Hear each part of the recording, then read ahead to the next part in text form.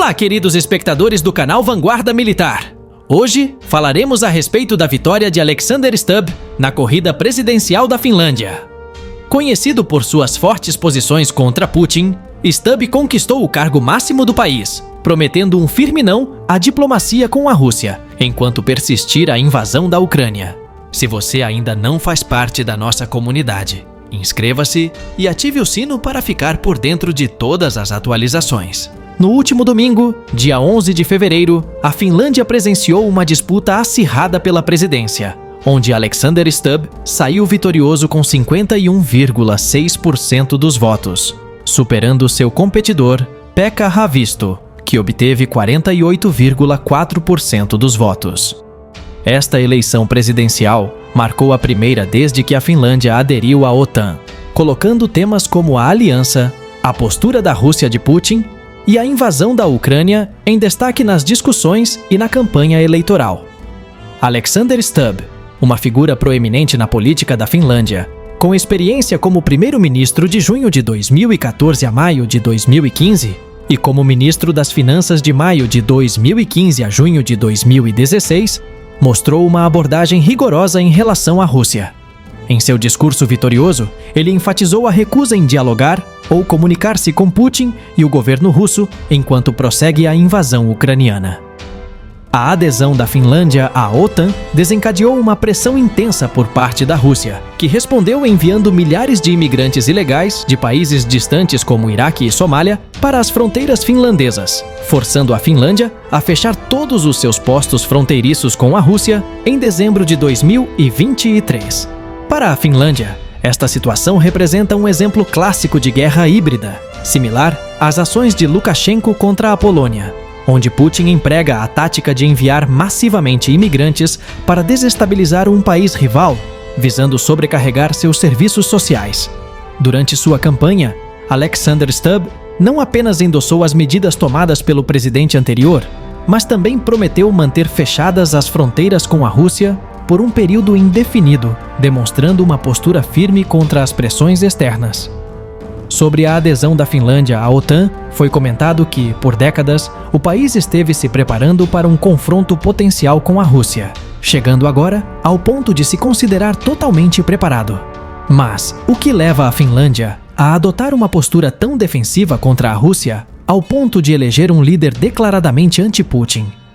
A história turbulenta entre Finlândia e Rússia oferece algumas respostas.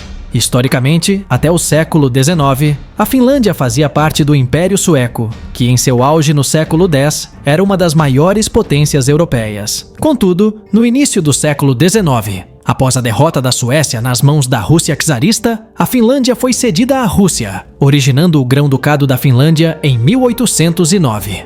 Durante o domínio russo, apesar de uma certa autonomia, os finlandeses estavam submetidos ao Império, inclusive sendo forçados a fornecer contribuições e soldados para as guerras czaristas, uma realidade bastante opressiva. Em 1917, aproveitando-se do caos provocado pela Revolução Bolchevique na Rússia, a Finlândia declarou sua independência, marcando o início de uma nova era de soberania. Embora Lenin tenha oficialmente reconhecido a independência da Finlândia, certas disputas territoriais permaneceram pendentes. Utilizando isso como pretexto, Stalin decidiu atacar a Finlândia em 30 de novembro de 1939, no episódio que entraria para a história como a Guerra de Inverno.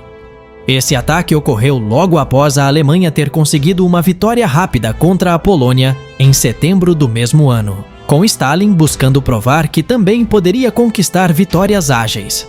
Para isso, ele mobilizou mais de 400 mil soldados contra as forças finlandesas, que contavam com apenas cerca de 120 mil homens na época, a despeito da enorme vantagem numérica e tecnológica dos soviéticos, que contavam com milhares de tanques e aeronaves, em contraste com os finlandeses que lutavam sem blindados, utilizando esquis e trenós puxados por renas. A primeira ofensiva soviética foi devastadoramente derrotada pelos finlandeses.